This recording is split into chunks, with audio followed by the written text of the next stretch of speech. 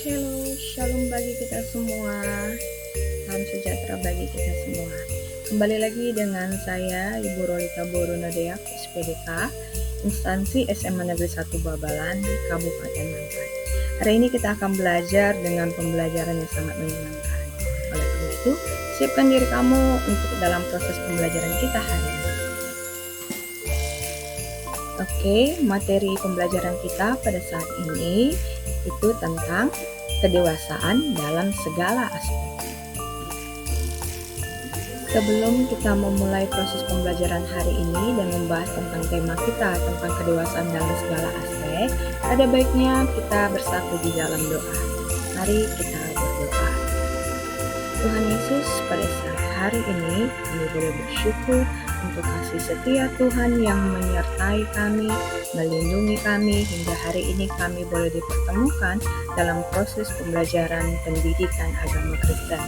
Tuhan Yesus, Engkau yang boleh menyertai, memberkati segala aktivitas kegiatan proses pembelajaran kami hari ini. Mulai dari awal, pertengahan, hingga akhir nanti, kiranya kuasa Tuhan yang boleh memberkati sehingga dalam proses pembelajaran kami pada saat hari ini dapat berjalan dengan baik dan hanya untuk kemuliaan bagi nama Tuhan. Terima kasih Tuhan Yesus, segala kekurangan dan dosa kami mohon ampun agar kami boleh layak di hadapan Tuhan. Hanya di dalam nama Tuhan Yesus Kristus kami boleh berdoa dan mengucap syukur. Amin. Oke anak ibu, tema kita tentang kedewasaan dalam segala aspek. Kita terlebih dahulu harus mengetahui apa tujuan pembelajarannya. Oleh karena itu, Ibu akan menjelaskan tujuan pembelajaran kita hari ini. Yang pertama, memahami arti menjadi dewasa secara fisik, intelektual, sosial, moral, dan spiritual. Yang kedua, mengidentifikasi masalah yang terjadi dalam perkembangan pertumbuhan kedewasaan dalam segala aspek. Ketiga, anak ibu, kita masuk kepada pertanyaan pematik sebelum memasuki tema kedewasaan dalam segala aspek. Yang pertama ibu mau bertanya, mengapa manusia perlu menjadi pribadi yang dewasa?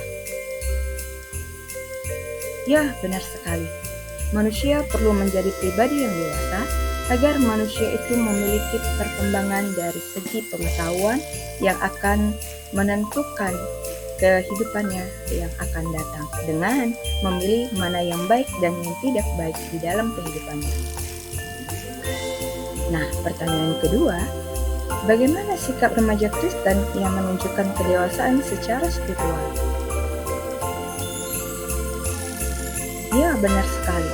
Sikap remaja Kristen yang menunjukkan kedewasaan secara spiritual itu melalui sikapnya yang bertanggung jawab kepada Tuhan, melalui kewajibannya beribadah kepada Tuhan, dan berkomunikasi melalui doa dan membaca firman.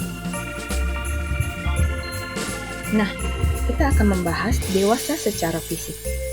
Tahukah kamu, dewasa secara fisik merujuk pada kondisi di mana tubuh seseorang mencapai perkembangan dan kematangan fisik yang optimal, yang umumnya ditandai dengan perubahan yang terjadi selama masa pubertas. Ini termasuk pencapaian ukuran tubuh yang stabil, perkembangan organ reproduksi, serta tercapainya kekuatan dan ketahanan tubuh yang lebih baik. Dewasa secara fisik merujuk pada tercapainya tinggi badan dan berat badan yang cocok untuk tiap tahapan usia.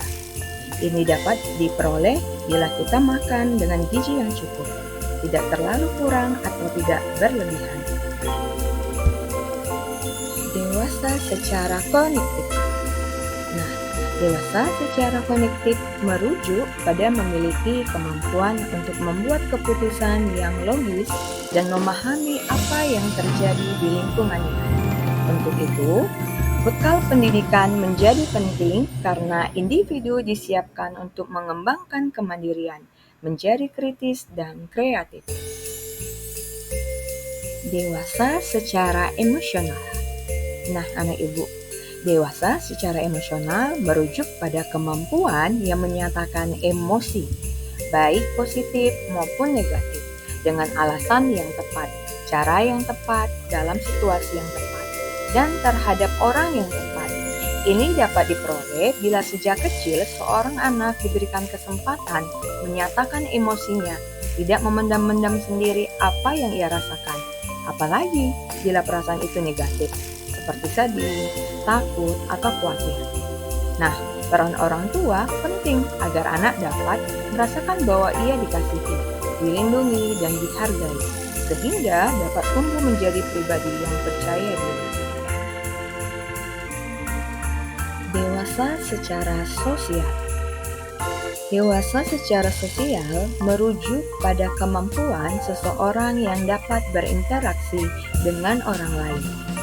Ya, bisa lebih mudah, sebaya, dan lebih tua. Nah, hal penting lainnya dalam dewasa secara sosial adalah mengambil peran positif untuk memberi sumbangsi, berarti bagi lingkungannya.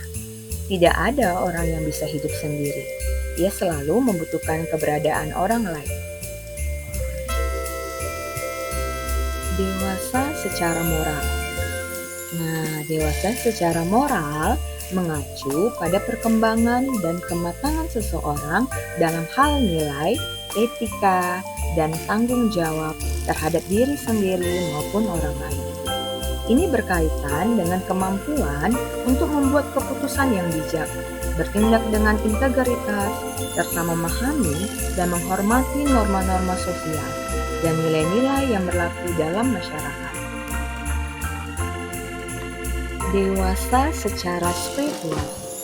Dewasa secara spiritual dalam konteks iman Kristen merujuk pada pertumbuhan dan pematangan rohani seseorang dalam hubungannya dengan Tuhan, pemahaman firman-Nya, serta pengalaman ajaran Kristus dalam kehidupan sehari-hari.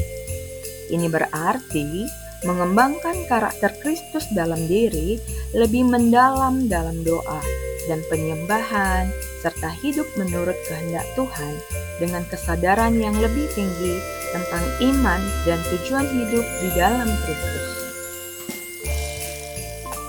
Dewasa dalam iman berarti hidup dalam ketaatan kepada firman Tuhan, berusaha untuk mengikuti kehendak-Nya dalam setiap langkah kehidupan. Seperti yang tertulis dalam Yohanes 14 ayat 16. Jika kamu mengasihi Aku, kamu akan menuruti perintah-perintah-Ku. Ketaatan ini menunjukkan kedewasaan rohani, di mana seseorang lebih memilih untuk hidup sesuai dengan ajaran Tuhan daripada mengikuti kehendak pribadi atau dunia. Nah, tibalah kita di bagian kesimpulan. Kedewasaan dalam segala aspek mencangkup pemahaman bahwa kedewasaan bukan hanya soal usia atau pengalaman, tetapi juga tentang perkembangan dan kematangan dalam berbagai bidang kehidupan. Kedewasaan mencangkup dimensi fisik, moral, spiritual, dan sosial yang saling terkait dan saling mempengaruhi. Nah, anak ibu, tibalah kita di akhir ataupun di ujung proses pembelajaran kita hari ini. Maka untuk mengakhiri proses pembelajaran hari ini, kita berdoa, kita bersatu di dalam doa. Tuhan Yesus, kami boleh bersyukur untuk segala penyertaan Tuhan, perlindungan Tuhan di sepanjang hidup kami pada hari ini.